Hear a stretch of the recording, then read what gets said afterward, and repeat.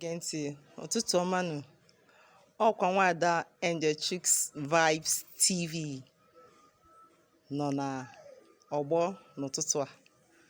Asị m unu emekwara nke ọma, ka unu mere ebe ọbụla unu nọ.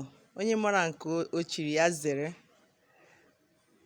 N'ụtụtụ anụnwa achọrọ m igosi unu ofu nnukwu nna anyị, onye a na-akpọ Osiri Ọla. Nwaanyị a na-esi gwogwo, ọ na-esi elicha atabi aka, elicha amịcha aka. Ife ọ na-esi ụmụnne mmadụ m ka m esi akọbịa.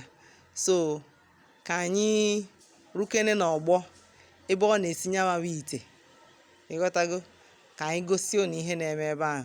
Ọgbanje na-agba, eziokwu m, ezigbote ọgbanje na-agba n'ọgbọ ebe ọ na-esi ife n'ụtụtụ anụnwa. Ngwanụ soronụ m ka anyị banye. Ngwa ndị be anyị nọzi n'ọgbọ n'oge awa dị ugbu a. Ọkwa nnukwu nna anyị, afa kichin ya bụ Igbo kichin. Ị na-enye na-afụ ụlị kwefere, a na-eme nkwọpịasị na-afụ. Ka bụ ncheanwụ, ka wụ antị anyị dị ụtọ. Ekwe ma ọmị anyị nke a kwe na ahụ ya.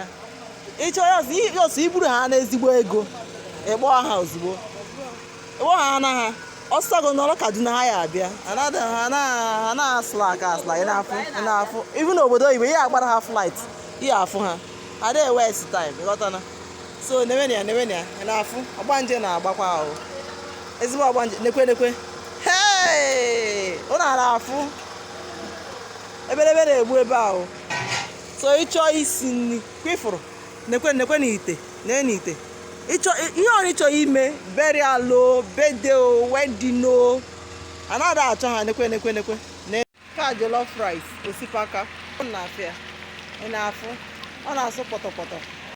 So nchọ ha n'isi nri, ọ na-akpọtụrụ. Nekwe ka awụ ihe eji tịkọ isi ya bụ nri. Ọ na-afịa ọkụ ọkarịrị, ị na-afụ. Esiminere ha nri o. Nna anyị na-akụbeghị agbụ eghene, rice adọrọna, ofe nwa obere oge na ofe agbapụtasị anyị na-aghọta. So ịchọ ha n'isi nri, kpọtụrụ ndị Igbo kichin, ịghọtana. Maka mmemme gị ọbụla egbu n'oge, jọs ịgba ha na ha, ọ kpọtụrụ m, nye gị connection ozugbo, fesiere gị gwogwo. Nwanụ ka ọ dịnụ, emesịa.